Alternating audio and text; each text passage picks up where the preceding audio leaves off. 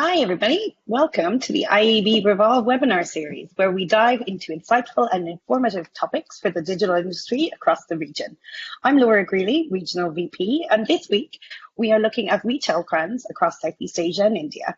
With the peak retail seasons such as Deepavali, Christmas, and Lunar New Year rapidly approaching, the big question for marketers are what will customers be spending and where?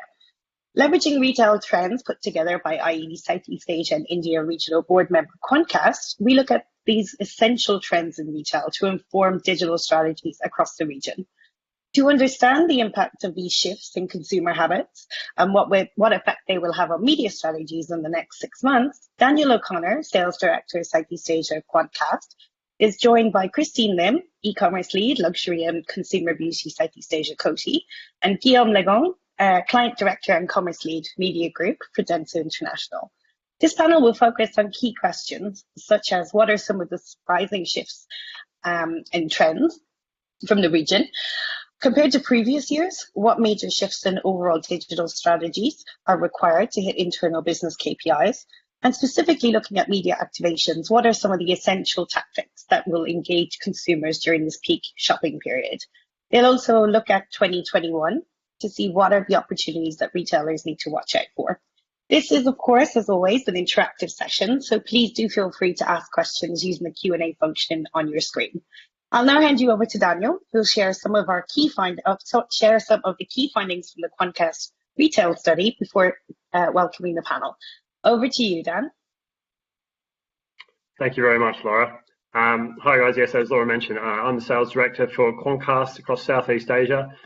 Just before we go into the panel discussion today, I thought it'd be a really good opportunity to kind of set the scene from a major research study that our company recently carried out, looking at the 2019 retail trends, but then also looking into what that means for what 2020 has looked like, and then also looking at some buyer predictions for Q4. We will be leaving the full study at the end of this, but for today's purpose, we thought we'd just quickly delve into 4 of the real key highlights that we've really noticed going into this season.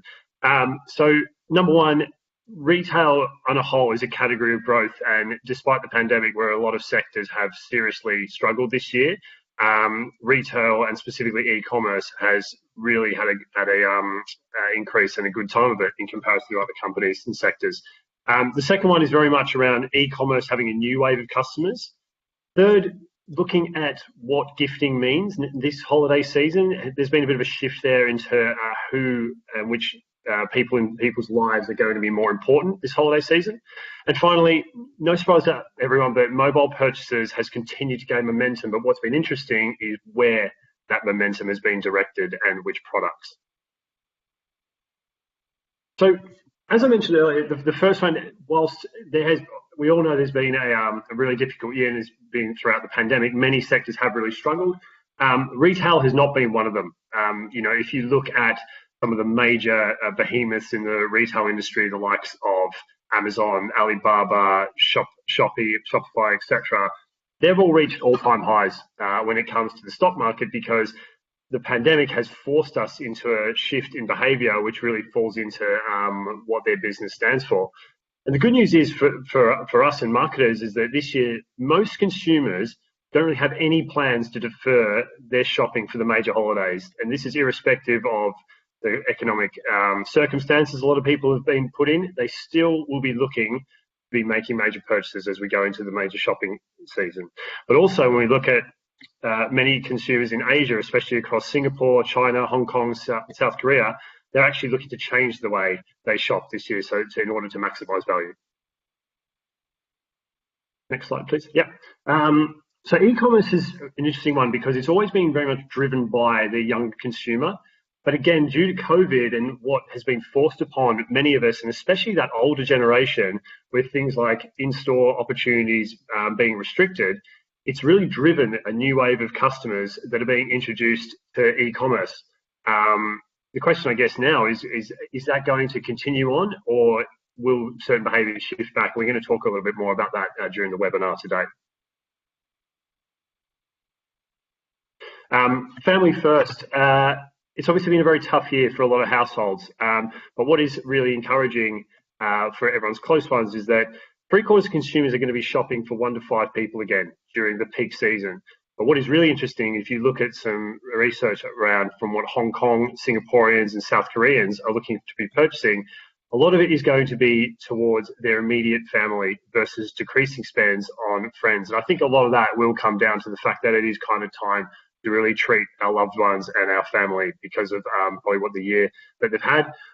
But also there's the reasons because of travel restrictions and not being able to spend money on, I guess, a number of the luxury items or the things that people are used to spending on. There's that expendable income at the end of the year to be able to purchase for our loved ones. And finally, again, I mean, look, there's no surprise here that mobile continues to drive retail purchases. And the interesting thing that we've seen is that there's been a shift in certain product categories. So traditionally, things like larger purchases like home goods, furniture, those kind of things, the research and the planning and the purchases has been done more so on desktop. But what you can see is going into 2020, if we go to the next slide, we can really see that that shift has again now really over-indexed now for going onto mobile. A lot of that is going to be down to the fact that a lot of us are spending a lot more time on Zoom calls, and probably the background and what time that you're spending in your house is much more valuable than what it's been previously. So there's more of an emphasis on those products as well, but also probably spending a lot more time on mobile devices at home to be doing the research and so forth. So that's a bit of a summary on, sorry, next slide. That's a bit of a summary as to what our research piece entails. As I mentioned at the start, we will be leaving this behind for anyone who's interested to see the full research piece. That kind of sets it up as to what we are going to be talking about today and also what we can expect going forward when it comes to retail and e-com. So I'm now going to introduce our other two panelists today, both Christine and Guillaume, who are going to give a brief intro of what they do and their roles within both Coty and Dentsu. So Christine, if I can throw to you first. Sure. Hi, thanks for having me today. I'm Christine. I'm leading the e-commerce business in Coty for the luxury and consumer beauty divisions across Southeast Asia markets. So we are covering Singapore, Malaysia, Thailand, Philippines, Indo, and Vietnam. So in Coty, we have quite a massive range of brands from the premium fragrances and skincare to mass color cosmetic and body care. So if you can look at my background, these are all the brands that we are carrying. Like we have Gucci, Burberry, Tiffany, Marc Jacobs, Hugo Boss, Calvin Klein, and also an award-winning skincare brand in US, Philosophy. If you haven't tried that before, please. 11/11 is coming soon. Go and grab. I'm sure you will be, the loyal shoppers after the first trial.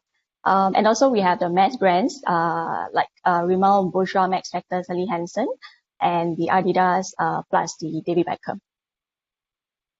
Very good promotion of the products, Christine. Guillaume, would you like to give yourself an intro as well?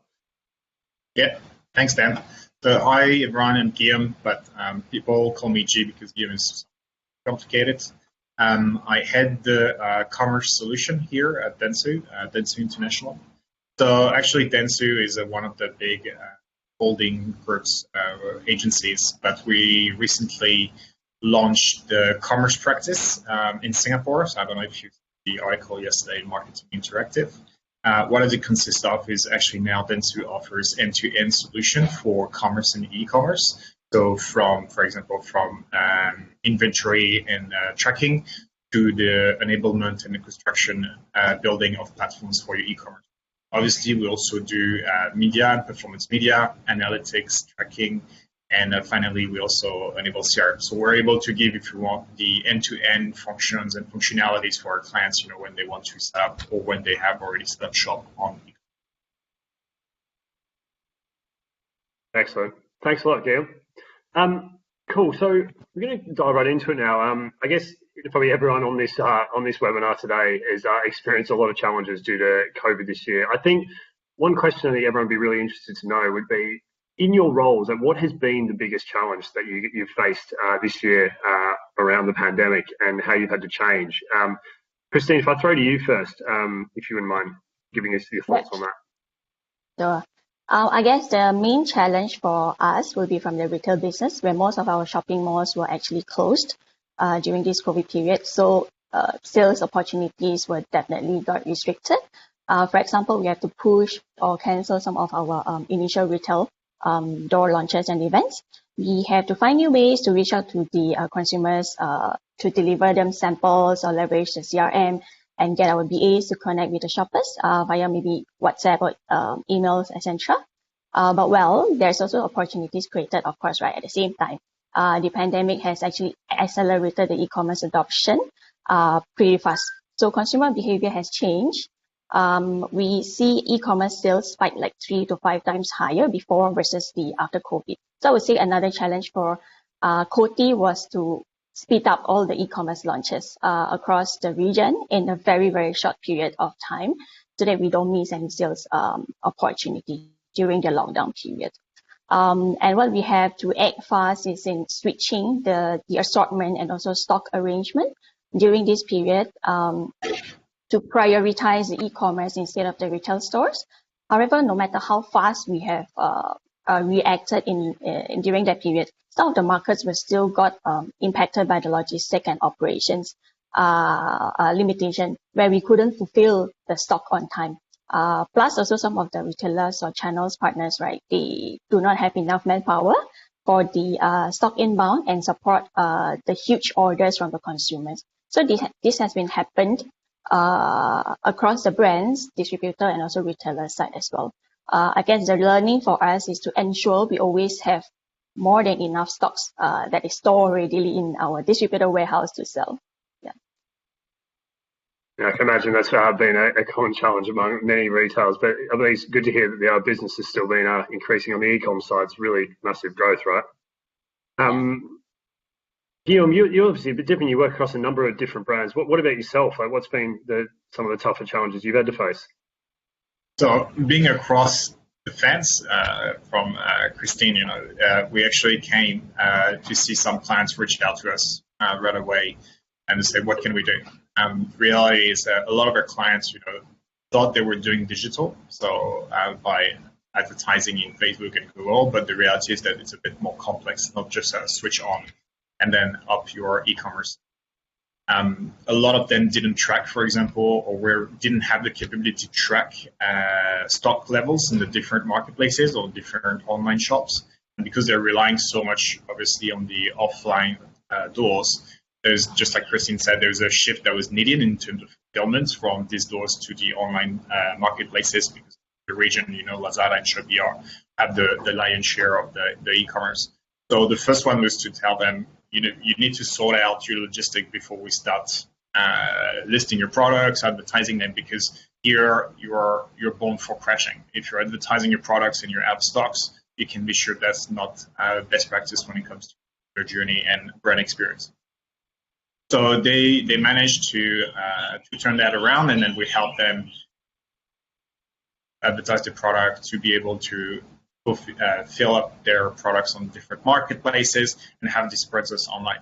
A lot of them, I think, realize as well, even though we've been saying it for years that data is important, a lot of them are saying that they were lacking this data, and that coming into or plugging in themselves into a specific way to do e-commerce had these challenges. So some of them were saying, how can I get my customer data back? How can I, enrich my system and learn more about my consumer? Which is not possible in many ways in the current setup. So there are challenges, and I think, the COVID situation has been a big wake-up call, I think, for a lot of companies. Yeah, and I guess it's obviously fast-tracked a lot of probably the things that you guys have been talking about, and now it's having been forced upon, which is, now, as I know, it's just a necessity, really. One thing I wanted to ask, I'll probably stick with you on this one, Guillaume, and Christine mentioned before, was around the supply disruption. I think, as consumers, we still expect the same level of service, even though on the supply side, there's been some huge challenges because of COVID. I wonder if you could talk through that a little bit, and how you've had to manage that with your, how your clients have had to manage that. For the supply side, you mean? Yes. It's a lot of, they had to obviously rethink their systems, rethink the way they're working. They also realized that a lot of companies don't have the talent in-house to be able to operate it. So I think it's a lot of them are actually rethinking. I see a lot of my clients are now hiring for specific skills and people they didn't have in the past. The biggest limitation, I think, in e-commerce at the moment is definitely around the supply and the logistics, because it takes so much time to get up to speed. I mean, if you see in the US, in Europe, or even now, these are probably the sectors that's recruiting the most. Singapore is very smart in the way they did it, because for taxi, for example, at some point the taxi drivers came into play to deliver the orders and not to disrupt, that customer satisfaction, and it was also additional resources of revenue for them. So I think people and brands will have to be very flexible. So what about yourself, Christine? What have you had to really manage to ensure that customers are still getting the service that they'd hoped for when buying your products? Yep. Shoppers is always come first, right? So what we did was to inform and have like some kind like an announcement banner on our store to basically preempt our shoppers about the potential delivery lead time needed, or there might be some delay, small delay. So even though we were still trying very hard to expedite and fulfill every single orders, but I think it's always good to actually prep our shoppers to set the right expectation. I think the shoppers will understand also, right, to the brands. And at the same time, our logistic partner and the customer service team actually worked very closely to follow on the actual delivery date. So if we foresee any delay, we have some compensation plan ready behind. For example, like free gifts or vouchers for the next purchase, so that we don't piss off our shoppers. Also, we have made some adjustment on the business model with our logistic partner to optimize the stock fulfillment, improve the business processes to ensure we provide the best consumer journey to the shoppers. Great stuff. So I'm gonna shift gears a little bit here, and I'll stick with you on this one, Christine. There's obviously been a huge shift to online sales in 2020, but one thing I want to ask you was what's been the most surprising aspect of shopper behavior that you've seen this year? Yep, there are a few surprising elements with us. First thing is, of course, the skincare booms. The sales actually increased like quite a lot. And then nail polish suddenly sells like 8 to 10 times more higher after COVID. And then third will be on the makeup eye category sales increase as well, I guess, because most of people were actually, we are now wearing masks. So I think the eye portion is the only place that, people can see us with the makeup. So I guess that's the reason why eye makeup actually increased. And we also see more new subscribers or followers in the marketplace after this pandemic happened. We also realized that at the first 1 to 3 months during this pandemic first happened, people was crazily buying from e-commerce, but also because almost all the channels and the brands were doing heavy promotion to drive sales, I believe. But when it comes to the 4 to 6 months, like July, September period, the sales kind of like went down a bit. I guess that's when people started to worry about their job, because maybe they've never thought that COVID lockdown could be that long, and some companies started to shut down and file bankruptcy, etc. So consumers started to spend more cautiously. But we do foresee that the coming 11/11 and Christmas will be big. Consumers can't travel anymore, right? So they kind of like save the traveling expenses, might be spending a lot more in this Christmas celebration. So consumers could be buying better and higher value presents for their own family and members in this year. And I do believe that most of people might have the thought to actually end this 2020 with loads of happiness. So I think they will celebrate bigger this year. Yeah, it's a really interesting point. It kind of echoes one of the insights we saw from our insights piece. Yeah. And a lot of that money that hasn't been able to spend on things like going out, traveling, and so forth. Hopefully, it is going to be exactly put into our end of year sales and so forth. What about yourself, Guillaume? What's been one of the more surprising aspects of shopper behaviour for yourself? I think it's the way people were shopping in this period versus before. So we're seeing like big trends emerging, like the platforms like Lazada and Shopee have been very good during the lockdowns to enable gamification, live streaming. So there was new ways for them to hook and engage with their consumer. For brands, I think it was a way for them to surf on these tools and have new ways to engage consumer where they don't have any more these offline interactions. But I think there's like two big trends that emerge. The first one is buying, and the second one is shopping. So buying is really about your necessities, your essentials. It will be your red mart list that you're buying every 2 weeks, right? And I think here for brand, it's very important, like to work with partners that will make sure that the brands, is in the basket all the time. And then there's the shopping, which is like shop-attainment. So a lot of people have been talking about shop-attainment, and that's more around exploratory browsing. So, for example, in our performance media campaigns that we ran for our clients, right, we did tend to see that the path to purchase was a bit longer than before the conversion, the lockdown. So people were browsing more. People were actually looking more at the promotion, and then we started to enter the sales period. So people were using marketplaces as a way to discover new products, discover new brands, have an interaction as well with the brands. And I think this is going to continue because we've been seeing data, or we've seen surveys, that 2/3 of people actually say that they're not going to be shopping offline like they did before COVID. So this is going to be, I think, set to stay as a trend. As you can see, markets are going to go lockdown and not lockdown until we get a big solution. So brands need to be ready for that.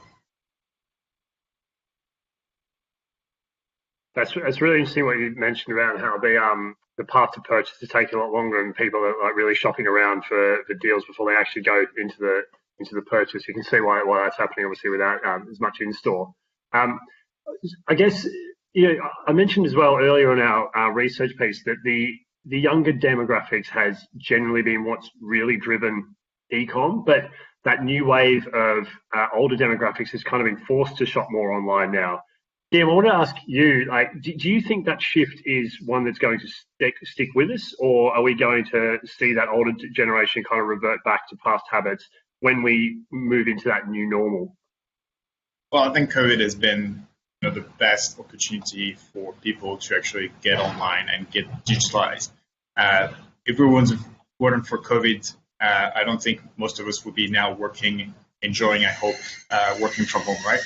So COVID has done an extraordinary job for people to get online. I think it will depend on markets as well, where you see markets like Singapore, which is more digital savvy. I think this is going to be a trend that's going to stay. Also, Singapore has a lot to have communication infrastructure that makes it possible, right? So every market will go at a different pace, but I think moving forward, people are used for that, right? They've now experienced that they can have all the necessities and products available from a click away. That logistic-wise, it's working as well, and that products-wise as well, the quality is here. So people, I think, will keep shopping online. What about yourself, Christine? Do you think that new wave of customer is going to continue on shopping online, or there might be a bit of a swing back to their old habits? Yep, totally agree with the market savviness in terms of digital and e-commerce. I think another aspect is also depends on what the product, what kind of product those consumers are actually looking for buying, right? If it's groceries, I guess consumers will still prefer to buy from in-store because they can actually receive the product on the spot and bring home one shot immediately.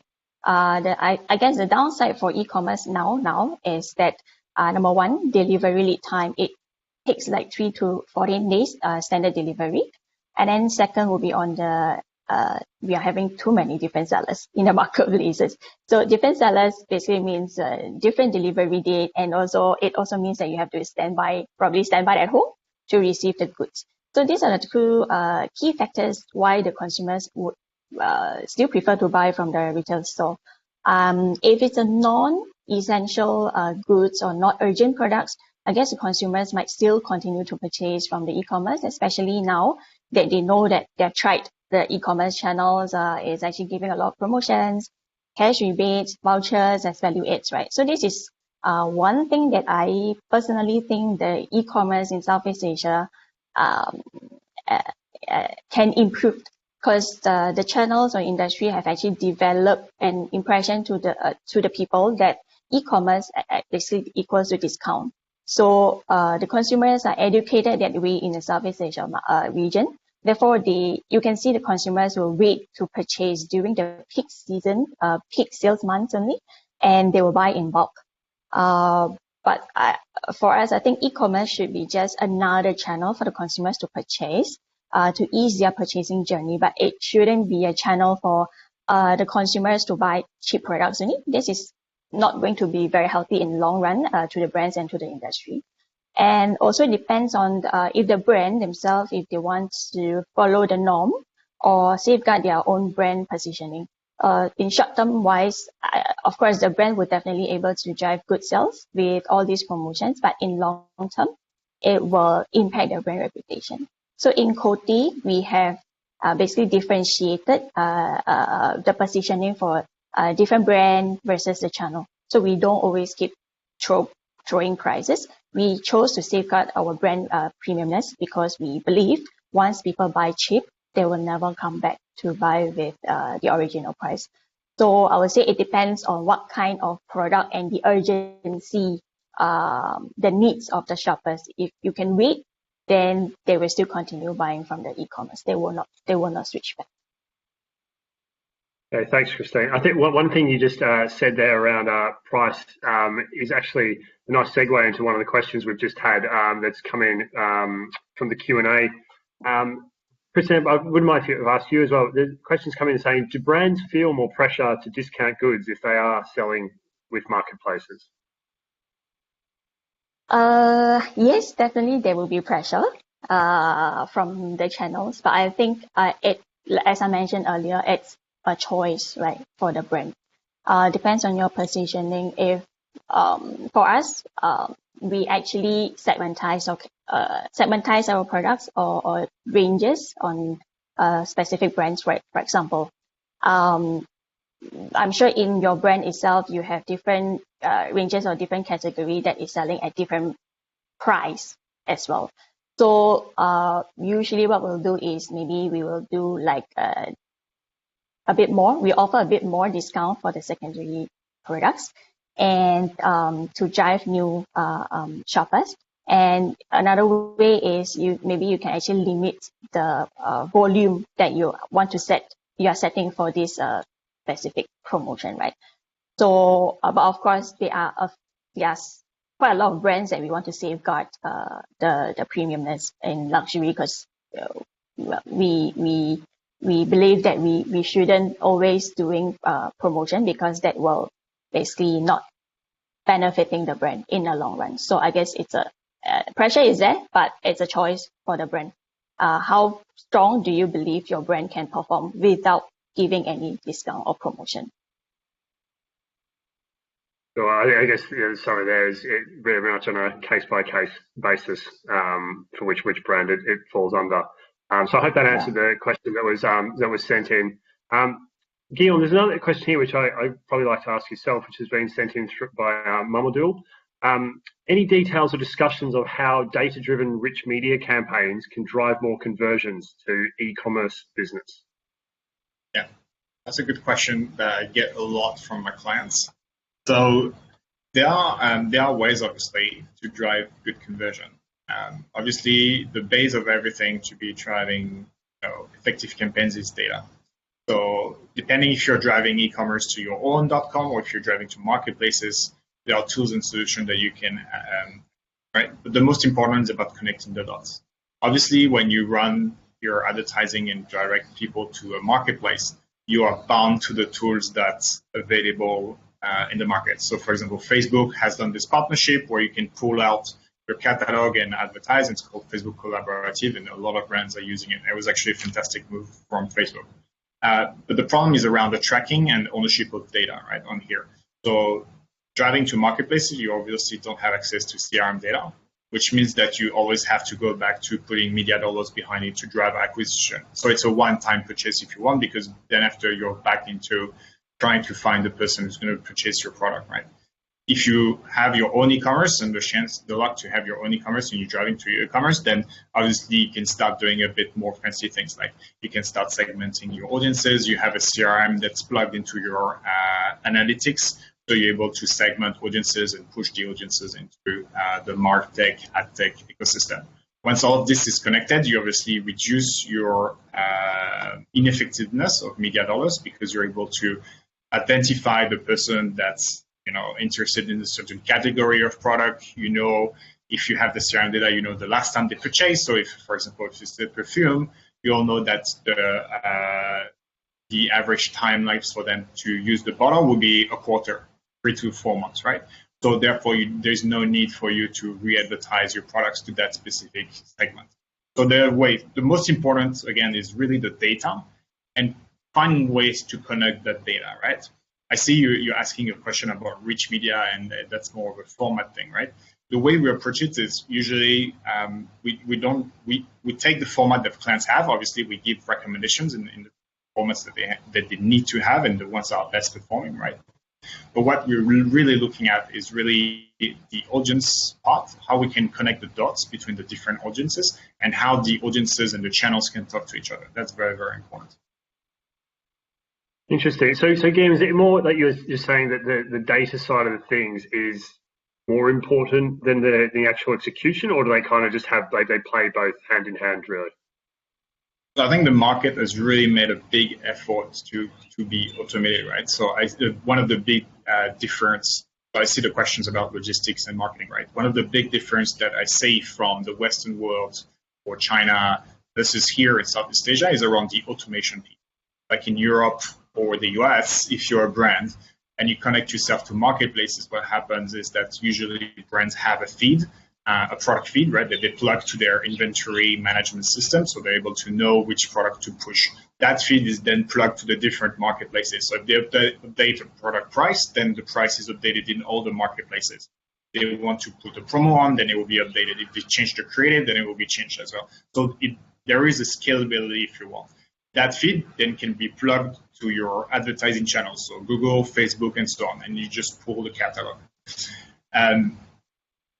Having here in the Southeast Asia, it's very, very manual still. So I see a lot of brands that still, they have teams uploading the products, they have teams changing the creative individually, and they're brands that are they're not capable to monitor their stocks, right? So a lot of our clients, we realized that why the campaign was not performing is because the product was out of stock, just simply, and we're not able to flag that and replenish that. Okay. Christine, Guillaume briefly touched on it just before that. An earlier question also came in around, is there any best practices to get logistics and marketing working more closely together? What would your input be on that? Yep. The number one very important thing will be choosing the right logistic partner for e-commerce, because based on my experience in the Southeast Asia markets, a lot of the big or established logistic partner, right, they are very pro in the offline retail model, but they are still trying to figure out how they can actually expand their business into the e-commerce space. So what Coty have decided to actually really look or chose a partner to who is very, very pro in e-commerce distribution only. So this actually helped us a lot in Coty, where we expedite stuff and we accelerated the e-commerce launches very, very fast. The reason why is because with that experienced e-commerce logistic partner who have also very good relationship with the marketplaces, like for example Lazada, Zalora, Shopee, all that, right?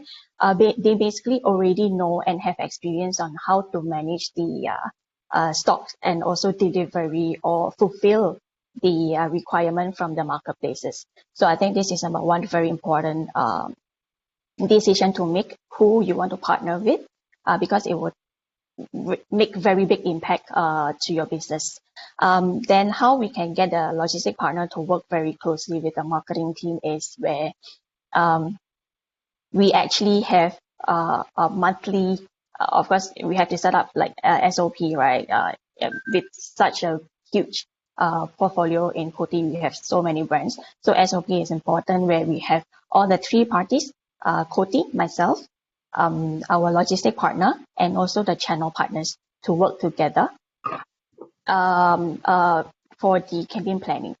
So I would say we are glad that because our logistic partner is very established and very mature in e-commerce, they have a good WMS system, the warehouse management system, where we can basically see our stock level quite in real time. Not real time, but at least the whole as of today, yeah. So that will actually help us in the campaign planning on pushing specific SKUs or specific bundle set, for example, to clear stocks or run exclusive promotion or exclusive deals with certain channels. So that is what we are doing now with the partnership with very closely with all the 2 or 3 parties. I hope I answered your questions. No, very much so. I think just for me, it's just once again just comes back to the customer satisfaction side of things, right? Like all the cogs behind the scenes have to be working in order to be able to deliver on customer demands. One thing I think everyone on the webinar will be really interested to hear from you guys is, when we look forward now, like if you're going to look into your crystal ball, like what predictions are you making for the retail industry going into next year, and I guess the changes we could expect from buying habits? And Christine, I'll probably start with you on this one. Yep, I think some of the predictions is already happening. Like for example, the first thing, AR or VR, right? Like TikTok already have their AR available for people to actually try their, the color or whatever makeup shades on the phone itself, on TikTok app itself. So I think for makeup, AR is something that is going to be big coming. And the only thing is that the technical part has to be resolved or improved because, for example, if I'm at a very good lighting environment, then yes, probably the shade or the color can reflect very correctly or accurately on my skin. But then if you're in a very dark or having some reflection kind of impact, right, then the shade might not be as accurate as it be. So I think that is a technical part that we need to solve for the makeup category. But for like, for example, fashion, it could be like some measurement tools for the body size, right? So that you don't need to actually try the clothes physically, because everybody is actually talking about hygiene now. So yes, I think the AR part will be coming very huge, coming soon. And then the retail store will be repurposed to be more display or experience driven. For example, if it's a fashion store, then the store could be displaying the fabric as a sample for people to go and touch, just have a sense of how it feels and stuff like that. But then when it comes to testing, it will be through AR to test the design and how does it look on myself, and then they might purchase from e-commerce. And the retail store decoration has to be a lot more attractive, I would say, to increase or drive a better experience and personalization. So having individual counter to perform one-to-one service or consultation, I think it's a must-have moving forward. And then on the e-commerce side, same-day delivery is what I think the consumers is expecting. Hopefully, somebody or some channels can actually come up with this solution very soon. With the current Amazon is actually the fastest, like in 2 days delivery. So I think the channels might be working on it already on the same day delivery. Then social commerce will be highly adopted, I guess. And then personalized homepage is something that I am very looking forward to. Like for example, if you go into Lazada or Zalora homepage, right, basically you're seeing the same thing, almost the same thing for everyone. But I think moving forward, the channel might be working on personalizing your homepage for yourself only, and based on whatever you have searched in the past. And also then they can prompt you for a replenishment every month, for example, based on your purchasing behavior in the past. And then I guess the consumers will expect some immediate response from the chatbot, because currently in the US, 28% of the sales are actually coming or converted from chatbot. I think it's quite huge. I guess they might be coming to Southeast Asia soon as well. And then predictive algorithm that will help order scheduling for monthly replenishment, or maybe for some B2B business for them to order more accurately based on the forecast with the predictive algorithm. And then maybe last will be the voice commerce, which is already growing in the US, where 25% of the US home is actually a smart home now. So I think these are the few things that our industry will be moving to. Yeah, I massively agree with you on the personalization side of things. Something that Amazon have done extremely well in US and EU. And that chatbot number of 28% of purchases being made, that's incredible to me. So yeah, that's probably something that we see growing a bit more as well. Guillaume, what about yourself? Yeah, I'm big on personalization. I think it's going to be key for brands to have a differentiator. Social commerce, obviously, with TikTok announcing their partnership, Facebook launching it, Facebook Shop, you're going to have these pockets of e-commerce excellence that are going to grow up. I think you also see that super apps will take a big share of that, or they want at least to take a big share of that. In China, you have WeChat. KakaoTalk in Korea, you can already purchase. They're already a gateway, if you want, for e-commerce platforms, so you're already able to browse the product. So that's going to be big. Grab will probably want to become that sort of platform in the region, right? And you also have Line and so on. The part that's going to be I think that brands and companies will want to look a lot is around the consumer experience.